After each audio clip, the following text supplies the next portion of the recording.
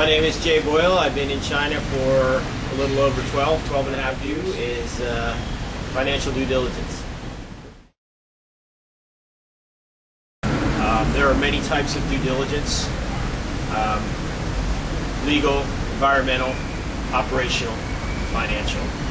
And although we've managed the entire project, we focus on finance. If you are going to invest in a company, you need to have some type of valuation. Most companies look at it through some kind of discounted cash flow methodology or some kind of multiple of earnings or multiple of cash flows. And if sales are not real, if revenue recognition is an issue, if cash flows are false, then of course you really have a lot more risk. That increases your risk factors and increases your discount. So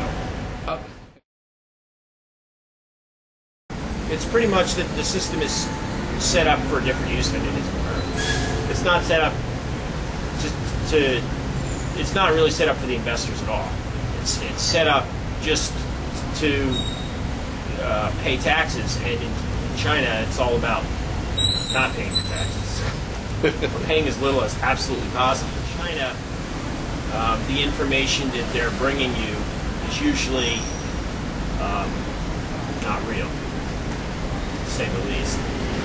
So what we've learned to do, based on my experience as an operational financial controller, is to, we've developed a methodology where we process map everything in the company, both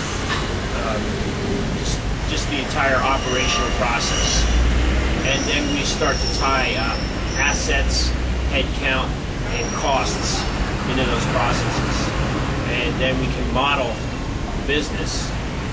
We use things like the theory of constraints to find out what the maximum output of the system is, and we model what we find based on our interviews, and we do a grounds up, and we do a grounds up review of the entire.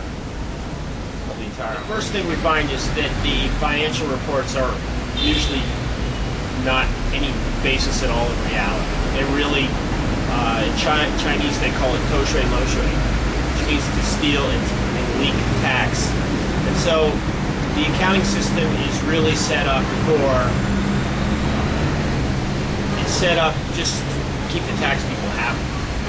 So they don't manage the company with the accounting system, and as a result, it really doesn't have any useful information from a valuation or a financial analyst's point of view, for the most part. Well, in China right now, they're supposed to be keeping their books under the new PRC GAAP, which is very close to the international accounting standard.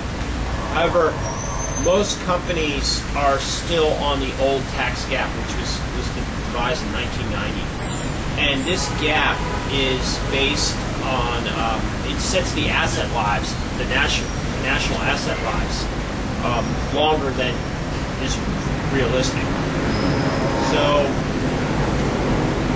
basically machinery and autos, computers, all these types of things will wear out long before the asset life is the state-run mandated asset life. In China, because of the banking rules, especially in a lot of the privately held companies, there are a lot of illegal loans, where loans are basically got either on the black market through relatives or from other companies. And so what you will often see is this money will you will find liabilities on the balance sheet called other liabilities, which other payables, which are really loans from other people. In a lot of the privately held companies, to pay off a banker for you're actually paid in capital, to get your paid in capital report. So what what will often happen is paid-in capital will go into the bank. It will go get the report, and then the money will immediately leave the bank and go back to whoever they borrowed the money from. So the company is vastly underfunded, vastly undercapitalized. On paper, it looks good, but until you actually get through it, you find out they have nothing. Well, often there's an issue, especially in state-run companies. There's an issue on who actually owns the assets. So it's very important to make sure that you can verify the assets that they're showing you are really owned by the company. Otherwise, after the transaction, you might end up with an empty building. Let's see, war stories. Been put in a room, a locked door with a guard on the outside, and basically told, whatever you need, just call us, but you can't leave this room. And then even if we went to the bathroom, we were accompanied by the guard. You know,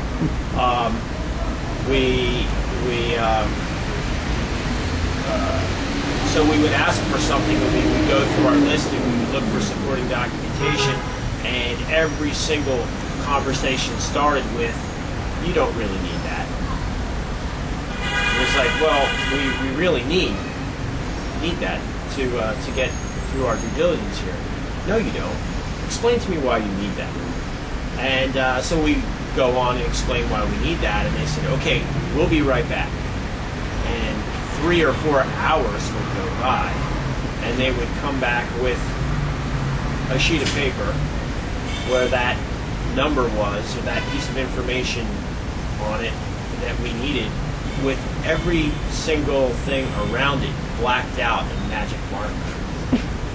And with that one number that we asked for. And then we would ask, well, we need to see the supporting, how you got to this number.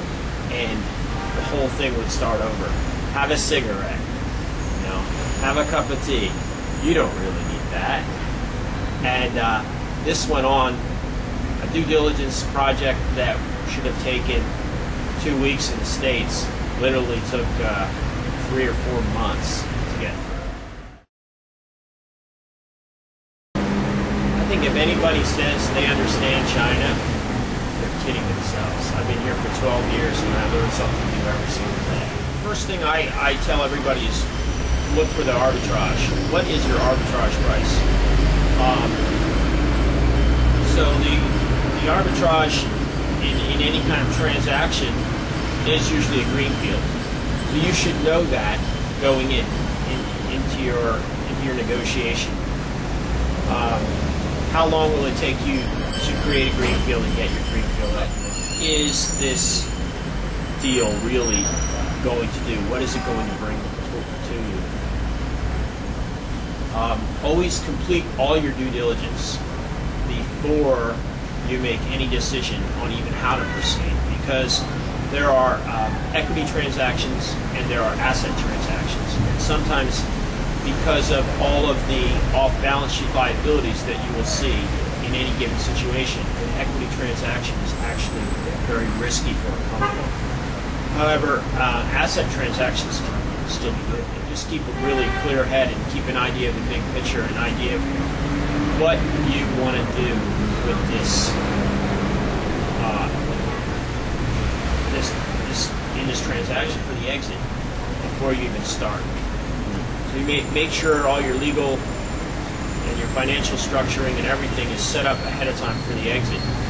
Because if you can't exit from an investment, then it's becomes pretty illiquid and it's not worth